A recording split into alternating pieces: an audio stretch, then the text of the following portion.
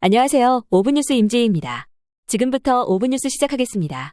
중국 국가통계국은 2024년 16일 2분기 중국 경제 충격을 예상하여 4.7% 상승했다고 밝혔습니다. 이는 5% 목표 달성하지 못한 수치입니다. 이번 주말은 시장 기간이 4.8%로 역대 최저이며 코로나19 바이러스 봉쇄 조치와 시장 침체의 영향으로 인해 실업이 중단될 것으로 분석됩니다. 중국 국민들이 금융 손실을 5%로 줄이기 위해 노력했지만 최근에는 금융 손실이 증가하게 되는데 어려움을 겪고 있습니다. 위성사진 분석 결과 중국이 대만 주요 시설에 미군 기지와 유사한 군사 훈련 기관이 있는 것으로 확인되었습니다. 이는 양안 갈등 상황 시 미국이 검토하는 시나리오를 대비하고 있다는 분석도 제기되고 있습니다. 중국은 최근 대만에 대한 군사적 압박을 강화하고 있으며 미국의 동맹도 심화되고 있습니다. 이러한 상황에서 중국 대만 훈련 시설 구축은 양안 긴장을 더욱 고조시킬 것으로 우려됩니다. 블라디미르 푸틴 러시아 대통령과 시진핑 중국 국가주석은 16일 중국 국무원에서 열린 연정회담에서 미국의 아시아 정책에 대한 견해를 밝혔습니다. 양 정상은 미국의 한반도 정책에 대해 견제의 목소리를 높였습니다. 연정회담에서 푸틴 대통령과 시진핑 주석은 미국의 아시아 정책을 강하게 비판했습니다. 또한 중러 정상은 미국의 한반도 정책을 견제하며 북핵 문제에 대한 공동 분석을 논의했습니다. 미국의 아시아 파워 확대를 견제하고 러시아 우크라이나 전쟁 지지 전력을 공고히 하기 위한 전략으로 해석됩니다. 도널드 트럼프 전 미국 대통령이 지난 13일 선거 유세 중 총격을 당하고 주먹을 치켜든 사진이 공개된 후 2시간 9분 만에 중국 온라인 쇼핑몰 타오바오에서 이 사진이 인쇄된 티셔츠가 판매되기 시작했습니다. AP통신은 오후 6시 31분에 사진을 공개했고